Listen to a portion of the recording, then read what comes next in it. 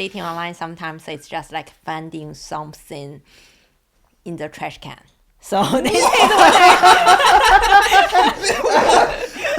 what Trash. Millie makes songs, hey, I made this one. Jerry builds bikes and they go real fast. They're mental defectives. Welcome to the Mental Defectives podcast, a show where we interview interesting individuals with a focus on addiction and mental health. I'm your host, Milligram. That's Millie if you know me, Mr. Graham if you know me. Joined, as always, by the Hank McCoy of Harleys, the gearhead with a heart of gold. It's Mr. Jerry with a G. Glad to be here. And today... Hold on. If you're feeling the love like we are on this Valentine's Day season, you should hit that like and subscribe button. Mental Defectives podcast on all your social media. Get us wherever you get your podcasts. Mental Defectives podcast, we are there. And today is a very special edition of the show. This is the Valentine's episode where we will be interviewing our wives. And I think all parties involved are already regretting it. But that's neither here nor there because we're here. And our first up, we have an extremely special guest. She's a postdoctorate research scientist who's as beautiful as she is smart, a fashionista chef who's always cooking and looking good. She's the communist dictator of my heart. Please welcome the beautiful, the talented, the incredibly sexy Dr. Soshu. Oh, hello, everyone. Sheila, how's it going? Yeah, good. Happy Valentine's Day. Happy Valentine's Day. 情人节快乐.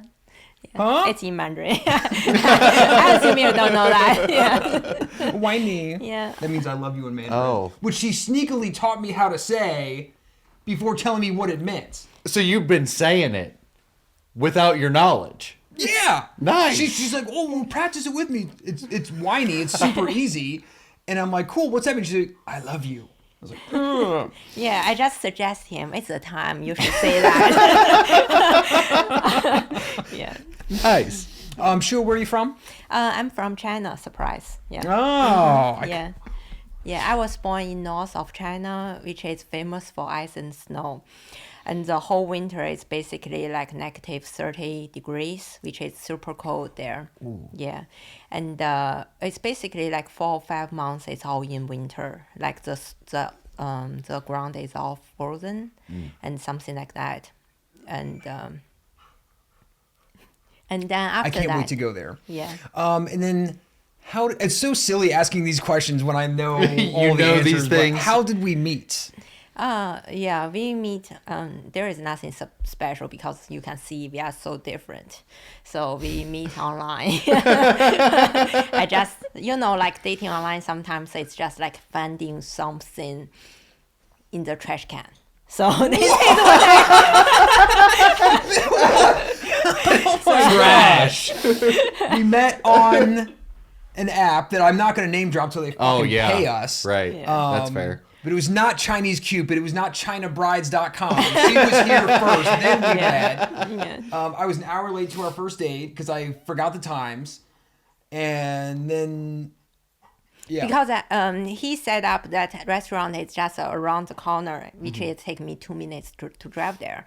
So he didn't answer like when he's gonna start driving there. So I just like assuming he's gonna ghost me or whatever.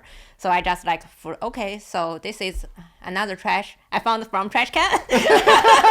2 times I've been called trash.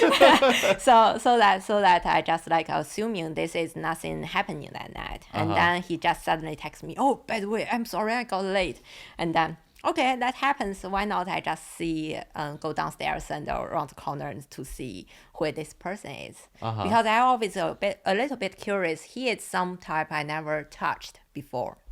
Yeah, because he is doing his music. I never did someone knowledgeable about music and musician. Right. And also another one is he is full of tattoo, which is very new things to me. Yes, the tattoos. It's very. I remember like the first date I asked him, "Oh, can you show me the full body tattoo wherever you got She it?" tried to get your clothes off on the first That's what I'm saying. She's like, oh, by the way, I want to see every square inch of your body immediately. And of course, I'm like, oh yeah, here you go. Yeah. Oh my god. Yeah. How did the first date go? Oh, it's like an interview. A really long time interview. Yeah. After that, like he texted me like he's gonna be there, and I said, okay, cool, I will be there. And then we met, and I walked there, and he is a handsome man sitting in the booth. Extremely handsome man. Yeah, not catfished. Yes. Not And catfished. and after that, like we have a 3 hours long conversation during the first time date. Oh wow. Yeah. Nice. Yeah, Right. like an interview. And also, you know, I love that. The interview. It is an interview. You gotta know. Yeah, I mean, it yeah, is. because he is some type I never touched, and I am some type like he never touched, because I'm from the other foreigner country, and I have a PhD, and highly educated. Is he never? I assume you never date someone with. Okay. Yeah. Yeah. So that he is very curious about that. Sure. scene. Yeah. Lots Yeah. to talk about. Oh, and then what was your initial reaction when I told you I was in recovery? Because that was also like That's a big deal. not aggressively, but like that was like fairly early on into things. Yeah. Yeah. He didn't tell me at the first date, of course. It's after like several times we met together, and one time, because how to trigger this topic is because on the Yes, how to trigger this topic. you know, on the dating app, I just made up my age, which I just made up like I'm 26. Actually, I'm not. I'm far beyond that. And Not far beyond. I'm dumb enough. I'm like, oh wow, like you got a doctorate by 26. That's so impressive. Oh Right, my gosh, she's right. like super genius. Yeah. Fucking idiot. Yeah, and after like 1 or 2 months into that, we keep seeing each other, and then he is multiple times like mentioned about my age, 26, and every time it's just like tingles me, you know. Oh, yeah. Oh crap. I gotta tell him something. Yeah, Yeah. I need to tell him like I'm not really that age. Yeah, so I told him, oh, actually, by the way, I need to tell you something. The first thing is like my age is not right. I'm several years older than that. And he said, I'm okay with that. I said, okay, cool. And also another thing I should tell you, like I have a kid back in China, and he is like 13 years old. Yeah, he is it's a son, it's a boy, and I'm asking him like, is he okay to accept that? And his face is just like changing into something else. Yeah. But my boy is real. Yeah, my boy is real. My 13 He years has boy. 4 legs and he's a Chihuahua named Boss, Yeah. which I wholeheartedly accept, and I cannot wait to eventually meet him one day. Yeah. He got a stepson. Yes. Yes. Yeah. And then what? Oh yeah. No, I didn't answer the question. Oh yeah. Yeah. Yeah. Yeah, and then he told me like he is recovery from addiction, and at that point the first thing came to my mind, and I asked him directly, are you still using them or not? And he said he's not. And I asked him how long he has been away from that thing. He said like decades. Yeah. I mean, I'm okay with that. Yeah, I mean, because people always choose the wrong path when they are young, so that it wouldn't like really infect the future lives. So as long as they know like this is something like they shouldn't be in experiments, and then they are refusing to go back, that's good enough for me. And also I make my point immediately, like Oh yeah. like He's quick with a threat. yeah. I mean, because the way I grow up is good education is good threat. You know, parents is always threat. Yeah. If you don't do this, I will do this. Right. Yeah. Right. So I told him immediately, if you use that again, I'm gonna leave you. No question. Oh yeah. No warning. Just As leave you should. Yeah, as Yeah, I should. for Yeah. sure. Yeah, because I'm not gonna let him burn me down at the same time. No. And he would. Yeah. Absolutely. Yeah. And then also, like, what was your parents' reaction to it? My parents say just, oh, This tattooed musician that's in Yeah. recovery. yeah, and they have the same question like I Sure. do. How long he's been stopped using it, and that's it.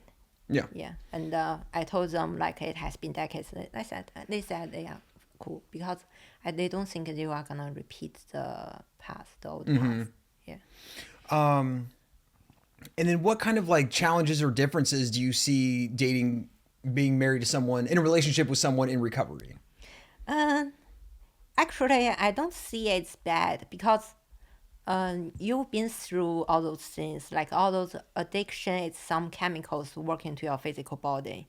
It's hard to resist, but you use your mental strength to rescue yourself from that, which means you are stronger and you are really know what you are doing, which is good, actually. I mean, I don't want anyone to fall on that path. It's no, don't fall on that path. But everyone gets recovery, all those strength power. It's really good. And also all those books like teaching you to do that, to forgiveness, to caring, like all those things. I think it's really good because it's changing the lives. You burn those things to your brain and then you really follow those instructions. Right. It's all good, no bad. Yeah. Right. And then what about like say like Monday's my meeting night, and it's like come hell or high water. Like it did, like even like last Monday, like I drove through like the snowstorm. It was like I haven't been in like 2 weeks because like Christmas and New Year's. I was like, I'm you fucking showed up. going. I thought, oh, I didn't know Yeah. you. Yeah, I didn't thought think you'd be there. Yeah, well, Yeah, it's just like your mental strength. Like once those things, it's like it's the power of your strength. So that you get together and read all those things, and then you get recovery, and it's kind of like where you get the strength from. So I'm fully supported. Like every time, like you mentioned, like, oh, I'm gonna go to the meeting. Go for it. You said if you want to say, oh, I want to go twice a week or 3 times a week. If you think it's necessary, go for it. I encourage you to do that. I'm gonna go 5 nights a week from now on. I'll hold you to that. Yeah. Yeah. And then what do you think? Because you've gone to the meetings with me a couple times. Yeah, the people there are super, super nice, I have to say. Everyone is super nice, and they didn't like judge me by I'm foreigner, I speak not really good English or the other. They just take me in. And also I'm not there like to be, I just like, it's different because the meeting, like I seeing in the TVs, it's all different. They are like round chairs, right? And then people stand up and talking, and then it's kind of like people go to the stage, and then give the lecture or their experiments. It's different. It's different. Yeah. I mean, this is one part of I came here is for the experiments to see more things. Yeah. I don't think of a meeting in the church basement in Central Ohio was on your top list of things to see in America. Yeah.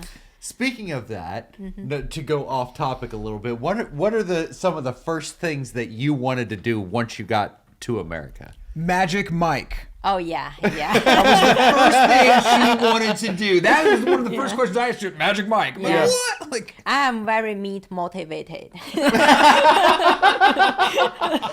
Yeah. Nice. Yeah. So I enjoy those things. Sure. Yeah, it's entertainment for me. Yeah. So I just want to see the male strippers like to performance on the stage and to feel all those passions. Yeah. And then he said, actually, you know what? Columbus do not have that. I said, cool. So do we have females? And he said, yes. So on the second date, we went to that. The second date. Yeah. she made me take her in a snowstorm, and fun fact, we surprised her and went, all of us, the whole Mental Defectives crew went to the strip club again for her birthday, and I gave her $100 in ones, and she's so fucking cheap, she didn't spend $1. Jen was up there like making it rain, and then she was like, I was like, oh, you want to go up to the stage? No, I'm good. Oh, you want to go to the stage? No, I'm good. He's like, well, I want to keep this money. She wants to keep the $100. Yeah. I feel so bad about those strippers. They didn't make any tips. That's all right. Jen was paying them. They're fine. It was a Wednesday night. Oh my God. But yeah, that's wild that you went to the strip club on your second date. That's pretty good. That's a good one. Yeah, and also like he wants to show me around the States. Like he is really good like introduce people. Like he is so patient. Like my language, sometimes I don't know how to use a word, and I just describe a thing, and he will guess what I want to say. That is very patient and care, and also the caring. Like my dog, like we have a 1-year-old doctor right now, and she, like when she was doing the potty train, like he will walk him in the backyard in the midnight, like around 1 or 2 a.m.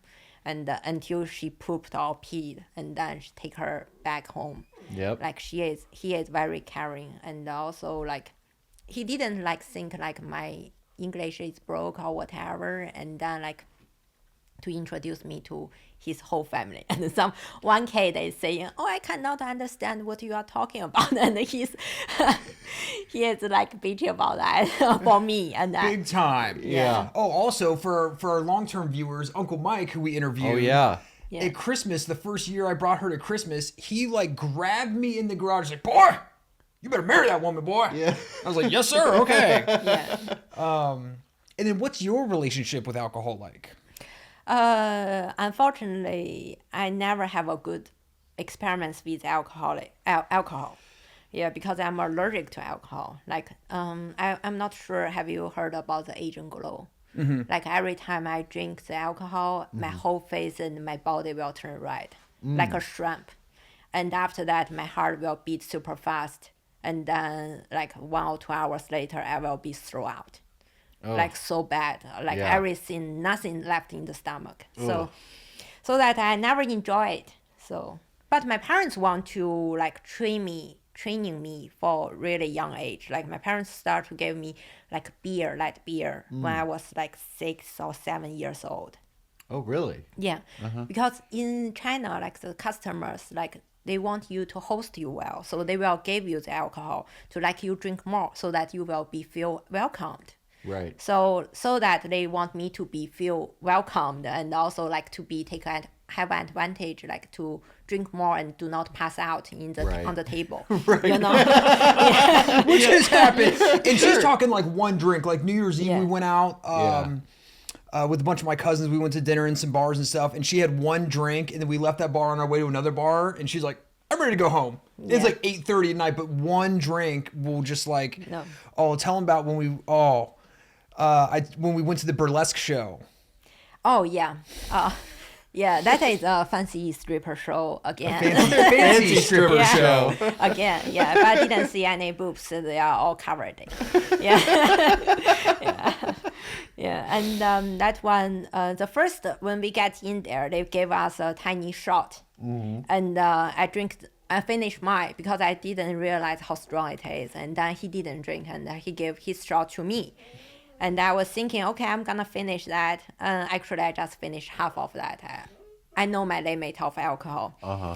And after that, we sit down and we watching those dancers dancing around, and it's really fascinating. And after that, the waiter is keep me pouring the champagne in my glass, and I keep drinking and watching those dancers dancing. It's really good. Yeah. And No, after the whole time just like sipping, just like, wow. Yeah. And then after we finish the dinner, like we finish that show, I get up, I feel, oh my God, that's not right. I feel the whole thing is rocking. Oh no. I feel dizzy. Yeah. And after that, I told him, hold me. I don't think I can make it to the car. I had to physically like carry her out of there, no. down the stairs, Oh. in the car. She'd immediately pass out in the car, carry her in the house, immediately pass out again. Yeah. And then he gave me several glasses of water. And after 3 or 4 hours later, as I said, everything came out. Puking it up. Oh Puking. no. Yeah. Which like I think is nice, because then it's never like an issue of like, because I'm always like, oh, if you want, we go to a fancy restaurant, we go on vacation, it's like, oh, get a glass of wine, like get a shot, like try a fancy drink, and she's like, no, I'm like, good. Yeah. Otherwise I cannot enjoy the rest of the night or the rest of the trip. Yeah. So I just like keep myself, like do not drink anything. Yeah. And then tell us a little bit about your work that brought you here all the way from China to the States. Okay. So when I was, it should be go back. What's the motivation I want to come here? Yeah. It really go back. Meet handsome American man. Not really, but I do have the white fetish. She told her mom. awesome. She told her mom. She's like, you don't know the joy of big hairy boobs. Yeah. That's what she told her mother. Oh, that's funny. Yeah, I'm very meat motivated. I know I'm a woman, know how to enjoy myself. Yeah. Yeah. So when I was in elementary school, probably like in the second grade, and my desk mate, like the girl sit next to me, her dad is a banker. So one day our teacher told us like, oh, she is not coming next day, and because their whole family is moving to New York. And at that point, like, I want to go to America. And then one time, I just go back after the school. I go back to my parents and I said, I want to go to America. And my mom said, oh, this is not something we can solve. If you want to go there, you need to by yourself. You need to figure out the way to go there by yourself. So that after that, it's like a little seed grows in my heart. I want to go to America. So that I'm very curious about all the cultures and stuff. So I start watching American episodes, like a lot of, like, basically you name it, I watch all of them. Like I spend hours and hours to watching those American episodes, shows, so that I get my listening really good. And then I keep pursuing my studies. I get my master, my PhD, and after the PhD, the pandemic happens. I supposed to come to the JHU, John Hopkins University, for a postdoc. I've already got that offer. Pandemic happens.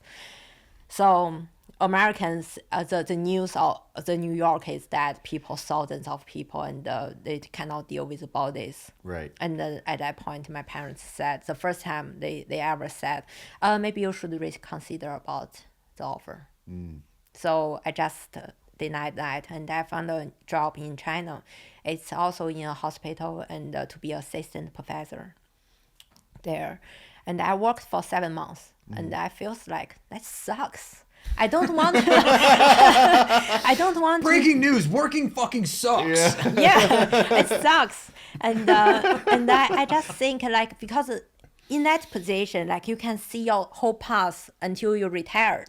Oh, sure. Like, you can see decades of years. You will be still working in this hospital. Probably will be a professor, getting your turn, whatever. But you can see your path. Like, you can see you got retired in this position, in this hospital, in this specific, like, hospital, this building. Yeah, right. I feel like this is not something I want. So after like 7 months I worked there, I just like, fuck this. I want to try again. Yeah, right. I want to try again. I want to come to the States. And so that I apply for a postdoc scholarship here and get an offer and work in the OSU first. Yeah. Oh, okay. Yeah. And at first I was thinking, like, because in China, I'm an assistant professor, so I was kind of like have a little bit position in the hospital. So that wouldn't be like a slavery or whatever. You just make salaries.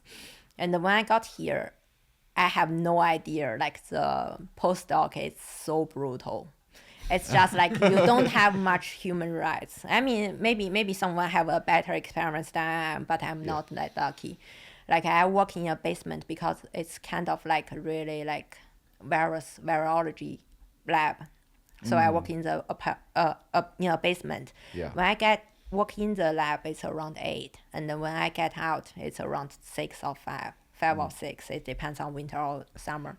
Yeah. So I cannot see the sky the whole time. I just feel like, and also like the people running that lab, it's just like, do not let me like stop for a second. Like, you need to run around and working and laboring all the time. And then like after the work, you need to analyze the data you get today. So it's non-stop working for 7 months. And I just feel like I cannot take this anymore. I feel depression. I feel so much stressful. And also after I got my PhD, my degree, why still working like that? You know, I need to enjoy my life. The pursuing the whole studies is hard. And after the study, I'm still like slavery here. And make you can Google the postdoc salaries online. It's all there. Yeah. Make such a poor salaries there. What I'm doing, you know? This was also before I entered the picture, so Oh, that's where like whatever, all this bro. like I'm slaving away in the basement. I'm depressed. America Yeah. sucks. This is before I was in the picture. So I have only 2 roads in front of me. One, I go back to China after 7 months in the States. All the other, I change a lab. So that I choose the later path. Because the further path is like 7 months. I go back to China. What people would think about me. I'm a loser. This go to American trip is a failure. That's all the conclusion people can get, no matter what I said. Yeah. So after that, I found a new lab, and it's good. It's not super good, but it's tolerable. It's than the first one. Yeah. So Sure. And after that, I meet him so that I have more motivated to stay here. That's right. Yeah. And then what do you think of the podcast? The podcast. Yeah. At first, I couldn't pronounce this word. I just podcast, whatever. yeah. My mom still calls it the broadcast. Does she? Oh yeah. That's awesome. Oh yeah. Oh yeah. That's amazing. Yeah, so I like it, and because it's very motivative and give people the hope. You know, sometimes like people in the under the wheel, like they cannot see the full sky, so they can only see a little bit. And this one is give us like some inspiration, like what people can do, what people can achieve. Like in the States, like you may have trouble, you may have like go some detours in your life. You may make mistakes. Maybe sometimes it's make really big mistakes. But after that, as long as you want to go on the good right path, it's always give you a way to succeed. You can always start up a beautiful family. You can always have your own career. All things like it's really good. And also like this podcast, like you interview all the people addicted, and then they burned themselves, and then they build themselves on the ground, from the ground and up, and have a family, have a good family, and have a career, and have their own, make their own money, and have their own savings. That's really good, and give people hope, you know. And also like give people, maybe I can do this, maybe I can do that. Right. Give something. Exactly, because you get to sit. For our listeners and viewers too, like Shua always sits on the opposite side of the cameras and like holds on to the dog, so she gets to see them all like live. Yeah. I really enjoy it. Oh yeah. And now you're on the other side. Yeah. Exactly. So crazy. The first time. Right. And then what? I guess okay. So you've got the lab work. You have the lab. The black dog, lab. The black lab dog. And then this is so weird, but like what's our home life like? Like what kind of stuff do you enjoy doing? I mean, you probably already know the answers. Yes. And as I told you before, my mother will be watching this episode. Let's keep We like it- to go to the park and walk the dog and go out to dinner. We do a lot of cooking. Yeah. Big fan of Costco. Traveling. Oh, tell them about our upcoming trip.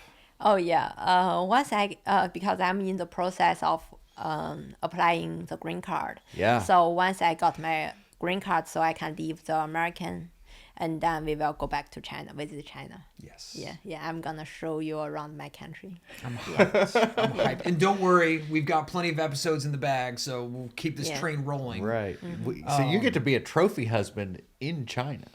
Oh yeah. That's amazing. And I told her the second we get off the plane, like I can't do anything. I can't Google something. I can't look out for directions or street signs. I can carry things. You're going to be the That's dumb it. blonde. Yes, I'm hyped. I don't have to do Yeah. anything. And also, you know how excellent I am to plan your trip. Oh yeah. Yeah. Excellent trip planner. Yeah. Well, Shua, thank you so much for coming on here. Happy Valentine's. Yes. For the record, on camera, how many Valentine's days are there in China? 5, I think. What? Yeah. Bro, every year we just be like out to dinner doing whatever. She'd be like looking at her phone, be like, "Oh, Valentine's Day is on Sunday." I'm like, "No, it's not." She's like, Yeah. "Oh, it's Chinese Valentine's Day." I go, what the fuck is that? And then like 3 months later, the same thing. Like, "Oh, Valentine's Day is this weekend." Like, no, it's not. Like Chinese Valentine's Day is. Wow. So there's two. Yeah. There's two Chinese Valentine's Days. Bro, I have to run the gauntlet. Her birthday's in November. Then you got Christmas. Then you got Chinese Valentine's Day 1, real Valentine's Day, and then Chinese Valentine's Day 2. American Valentine's Day. Yeah, and don't forget the Chinese New Year. That's a And big one. Chinese New Year. Oh, Yeah. my God. Yeah. It's a lot. Yeah. Well, yeah, thank you so much for being on here. And Yes. last thing, I overheard you and Jerry were talking about, and that you were saying I just don't get to play enough Helldivers, and that you're gonna allow like a 3-hour time frame every evening for me to play Helldivers for the next 6 months. I just wanted to get a formal agreement to that on camera. Can we confirm that? Can we confirm that? Can you shake my hand, feet? It's the Mental Defectives podcast. It's Milligram. Dr. So, I love you. And Jerry with a G. I don't give a shit about you. Yeah, whatever. And then stay tuned because up next, it's Jerry's wife, Miss Jen. The Mental Defectives podcast is brought to you by Milligram's new EP, More Is Always Better. 6 electrifying tracks available on all streaming platforms. Welcome back to the Mental Defectives Valentine's Day special, where we have our second very special guest. She's a Pittsburgh Pirate who boarded Jerry's bike and stole his heart. She's the Ben Baller of Central Ohio who never turns down a good wiener. Please welcome the beautiful, the talented Jen. Jen, how's it going? It's good. And Jen, where are you from? I'm from Pittsburgh, a small town called Oakdale, or like Imperial area. So that, yeah. Shout out PA. And how did you and Jerry meet? So if we're not naming apps, since we're not getting sponsored, we met on a dating app. I liked him because he had a photo of himself in an Eagle Scout Costume. I was It's gonna my say uniform. costume. Eagle Scout uniform. It's actually his Uniform. uniform. On the dating app? Bro, Really? That was the one. I mean, he tried. Like, he had a bunch of others, like him and a guitar, up against a wall, looking cool. But like, it was the Eagle Scout photo. That's what did it for you. That's what did it for me. Interesting. Nice and weird. You gotta throw something different in there, because they all got the car pictures or the fish pictures or the whatever. I guess. Yeah, It's a great photo. I'll give it We'll to you. put it in the description. no, we won't. But Yes, we will. What was the first date? Well, he offered to pick me up, but I told him no, because don't meet strangers and have them pick you up. Smart. yeah, Yeah, rule number 1 of dating. Also, share your location to all your friends. But we went to Red Hook in Grandview. That's now closed.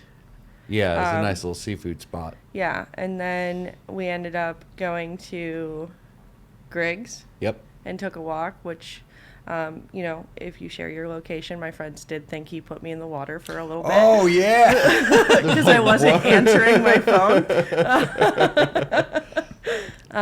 So yeah, that was our first date, where we found out we both hated ketchup, and I think That's what did it. that When I was- learned that you also did not like ketchup, I'm like, this could probably work. Mutual hatred of ketchup. And beforehand, you were telling us a story about Jerry working on your car, having a mustache. What was going on there?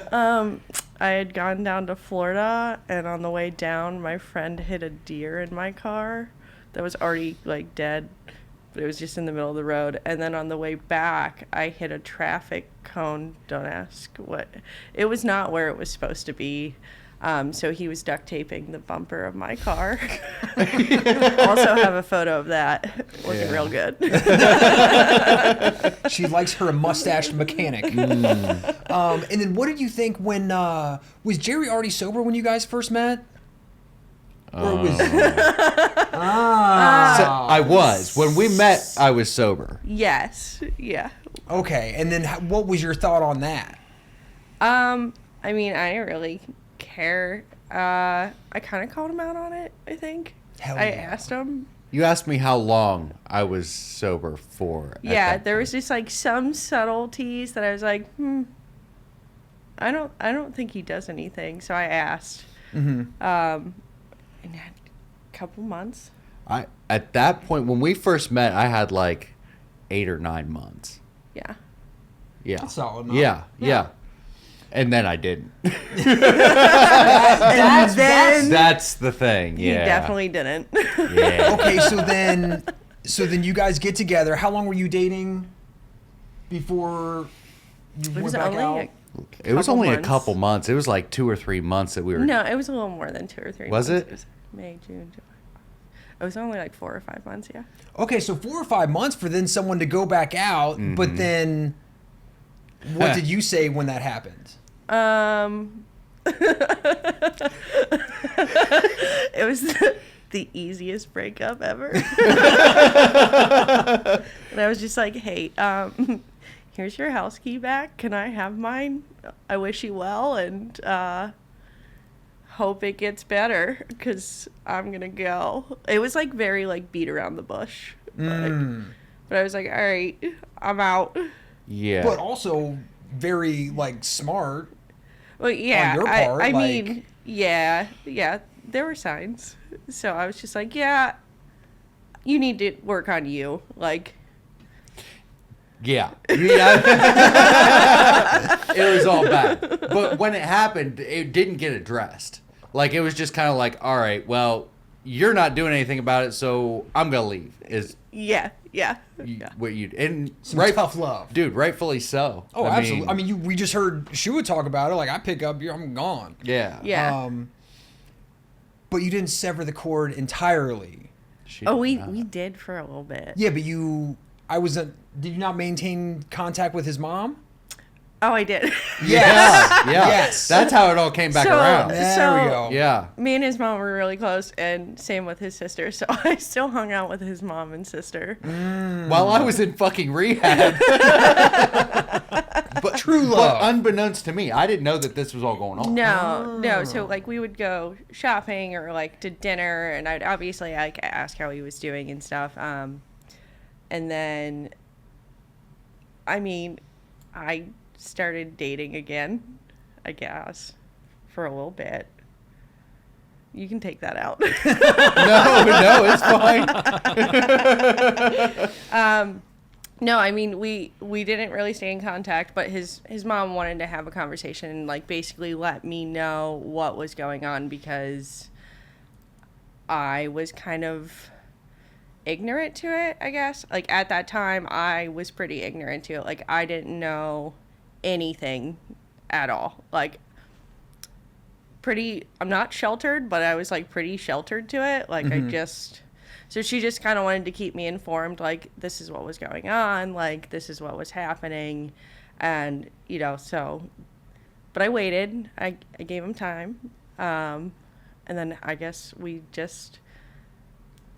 don't even remember how we started talking again. Start writing letters. We did start writing letters. Start writing letters. Real old It was school. good shit. Romantic as That was fuck. good shit. Yeah. Was that before or after we met at Piata? After. I did beat him with flowers and called him an asshole. Oh, Well, he gave me hell flowers, yeah. So and then I hit him and called him an asshole. Yes. And then we started writing letters. A tale as old as time. yeah. No, but that's crazy though, to like, you guys are only together like 4 or 5 months, and then you relapse, but you still like maintain some form of a connection, and not just like kick him to the curb and Right. like. Well, he never did anything to me. It's just like he needed to work on himself, and like you can't be in a relationship and still try to work on yourself. Like you need to focus on you, and like at that point he needed to focus on himself and sobriety. Like that was to come Yeah. first before anything. So like it made sense that like I love you from afar sort of thing. But I mean, that's like a really like mature and like healthy way to go about that. Because I feel like I know we've both seen plenty of people follow, a couple and one of them relapses and they just like get dragged down with them, like. Nah, your shit's your shit. She was smart enough to stay away. I wasn't anywhere near emotionally mature enough to like, you know what I mean? Oh yeah. So then you're writing the letters, and then the showdown at Piata, and then what happens? Oh, I told him I wouldn't date him until he was a year sober. Damn. You say you're ignorant to this stuff, but you seem to know it pretty fucking well. She learned. I did. I learned. I learned a learned. lot. Like I said, I was very ignorant in the beginning. Like I didn't know a lot of things. Not that I didn't dabble myself, but there were certain things I steered away from. And so I tried to be smart about it, and I was like, you know what, you're gonna be a year sober before I officially call you my boyfriend. Yeah. I'll still hang out with you, but Yeah. And now look at you. I know, right? Jen, what's it like being married to someone in recovery? like I said, recovery comes first. I mean, that's a big, really important thing. Obviously, like family too, but like recovery is definitely it. You need 5 meetings a week. You do 5 meetings. There's definitely been trials and tribulations and conversations, but communicating's a big thing. Like just constantly checking in on each other and making sure we're both in the right headspace and stuff like that. But and that, I mean, that's just his thing. Like, you know, everybody has their own thing, and I go off and I read my books or listen to audiobooks and hibernate. Or listen to the Mental Defectives podcast available wherever you get your podcast. I do listen to that actually quite Yes, religiously. You do, and we appreciate it because in the early stages and even now, like I'm always hearing from Jared, like, Jen said the Spotify audio is not loud enough. Jen said the you should ask this question. She's our great third party sounding board. I Yes. mean, I'm Yeah. afraid to critique you guys all to your face, but I'll critique him. No, we welcome it. Not you listeners and viewers out there. We don't need your critique. No, they're perfect as they are. Yes. I'm his wife. I can judge. And then Jen, what's your relationship with drugs and alcohol like? I don't drink. Never really have. I've tried it. Just not for me. I am one drink and I am puking, so I'm out. Never sounded like a good time. Family, shield your ears, but most of you know. I smoke weed. I know, it's ridiculous. I'm clutching my pearls as we speak. I hope my employers don't hear this.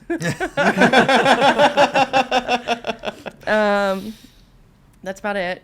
I've dabbled back in my youth, as most people have. Sure.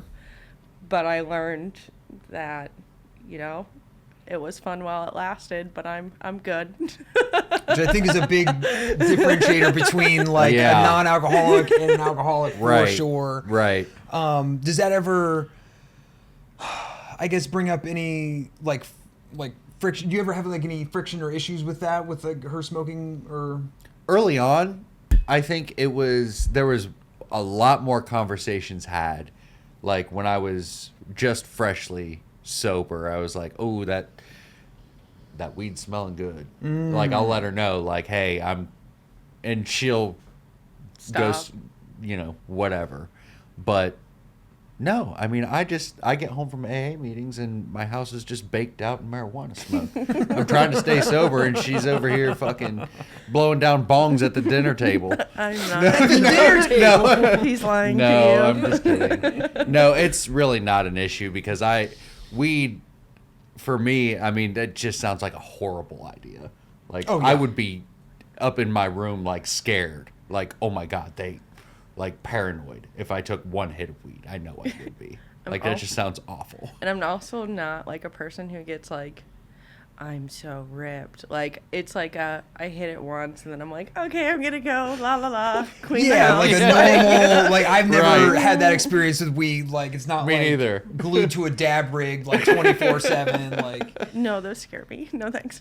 oh yeah, that was a thing. That was after my time, so I'd never even Oh, yeah. even did that. I've done it. It's pretty rough. I think if she drank on the regular, it would be different. Like if she would come home from work and drink a glass of wine every night, I think that would be a little tough for me. Over time, I think that would be like, ugh, But she doesn't. So, No. Yeah. No alcohol here.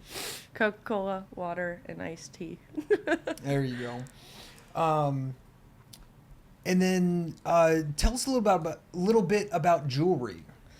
Because you're a jeweler by trade. I am. Metal's fun to work with. It's pretty cool. I get to play with fire, rocks, and metal like a caveman all day. I don't know. It's not bad. It's Except for your busy seasons like Christmas and Valentine's Day. Yeah. You know, go to your jewelers, get stuff made. Yeah, I would say busy season's pretty tough. So, like, right after Christmas, we call it Sizapalooza because everybody's gotten their... You call it what? Sizapalooza. Sizapalooza? Yeah, because, like, everybody nobody comes knows. in before Christmas, gets a gift, and they get it sized or fitted to the person. And a lot of times, they don't know the person's size, so it comes right back through my door. Be readjusted. So we get smacked with a lot of that right after Christmas. But it really is a good time. I have a really great team that works under me. It's fun getting to teach people new skills. Sometimes very frustrating, but always a good time.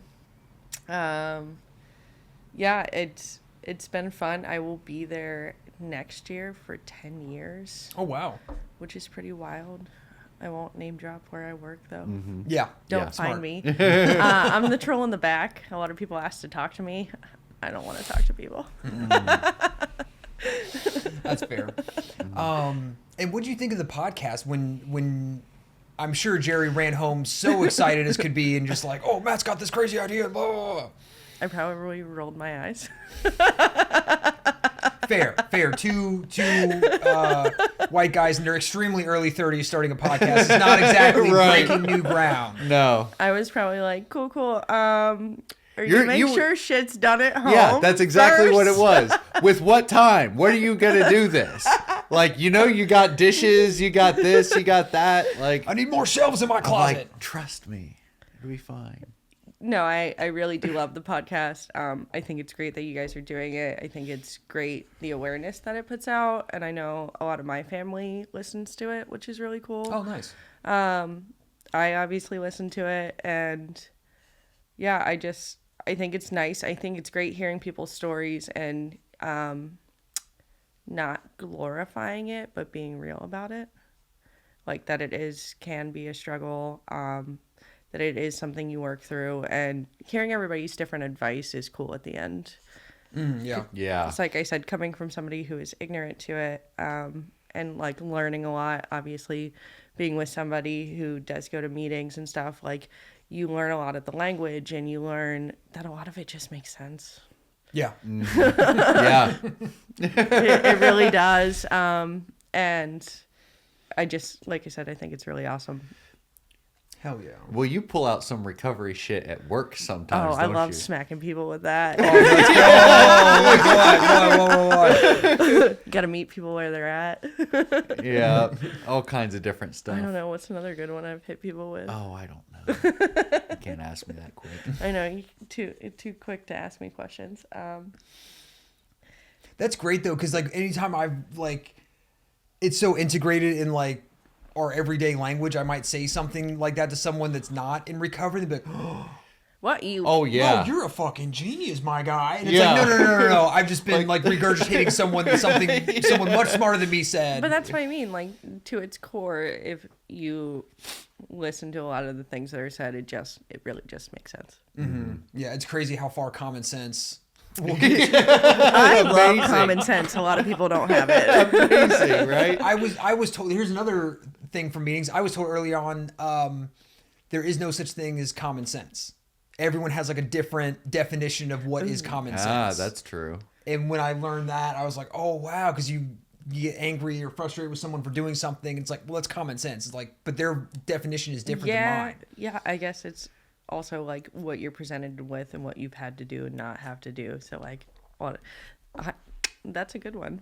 Feel free to steal. And then what's your home life like with this gearhead over here? He's always in the garage. Yeah. Just kidding. He decorated it better than our house. That I'm not kidding. We have 3 wiener dogs. Lou being the oldest. Also the star of Serotonin. Also the star of Serotonin. Actually funny, when we were dating the first round, he got Lou dog tattooed on him because he liked my dog so much. Oh, it was your dog. Yeah. Before we were married, engaged, anything, I got Lou dog tattooed on my leg hell because I yeah. loved her dog. Hell yeah. Said if we break up, it's fine. I still love your dog. She's a really good dog. And then we have Frank and Flower.